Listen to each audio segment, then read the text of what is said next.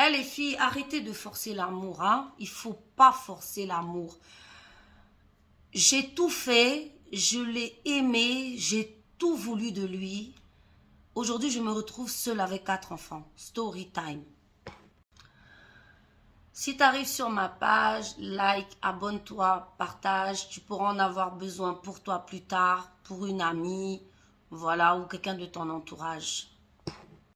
Tu connais, hein, c'est Steph, créatrice de la marque Ma Soeur et Ventre Plat, Jungle Tea, fondatrice de Beauty Booster Institute, que des produits naturels pour le corps et pour les cheveux. Donc si tu as envie d'avoir une roufa comme moi, contacte-moi, je m'occupe de toi. Eh les filles, arrêtez de forcer l'amour, hein. Il faut pas forcer l'amour. J'ai tout fait, je l'ai aimé, j'ai tout voulu de lui. Aujourd'hui, je me retrouve seule avec 4 enfants. Story time.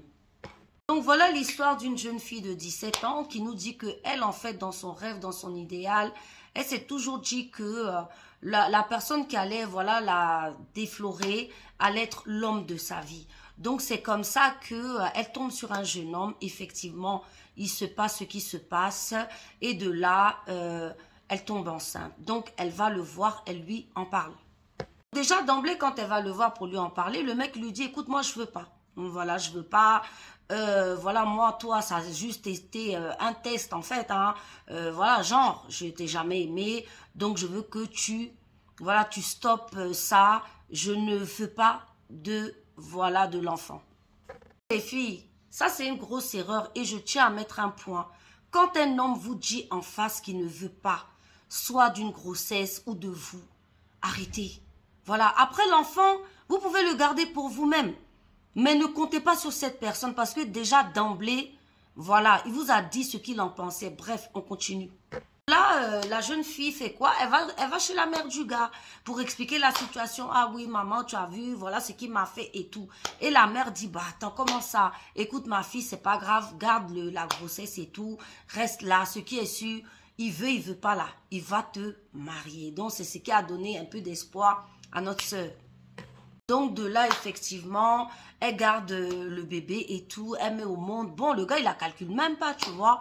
Et c'est comme ça qu'un jour, subitement, le mec, il va la récupérer chez la daronne. Voilà, il lui dit, écoute, viens, on va vivre ensemble. Donc, elle contente, elle se dit, enfin, j'ai tellement prié que mon jour est arrivé.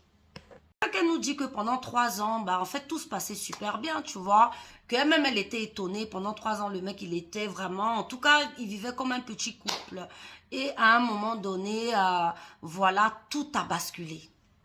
Tout a basculé. Au bout de 3 ans, il a commencé à sortir, à rentrer à pas d'heure, à commencer à être super violent. C'était des... Vous savez qu'il la bastonnait à 100.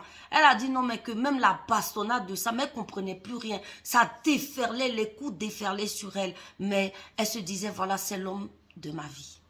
Elle a continué à vivre, hein, donc au milieu des coups, des dénigrements et tout. Ma chérie, c'était un pervers narcissique, voilà. Elle a mis 2, elle a mis 3, elle a mis 4 enfants. Les filles, vous avez le cœur de lion, quoi.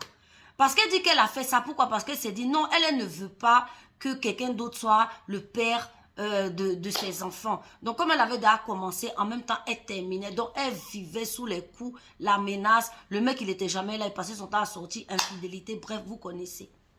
Un jour, le gars vient carrément avec une autre femme. Voilà. Donc, et puis, il lui dit, il lui tend l'argent comme ça. Il dit, va me payer 2 billets là pour ma chérie et moi. Vous voyez les filles? Vous voyez, ça dit, il t'a pas épousé. Il te bat. Il te maltraite. Malgré ça, tu lui donnes 4 enfants. Tu fais ça pourquoi?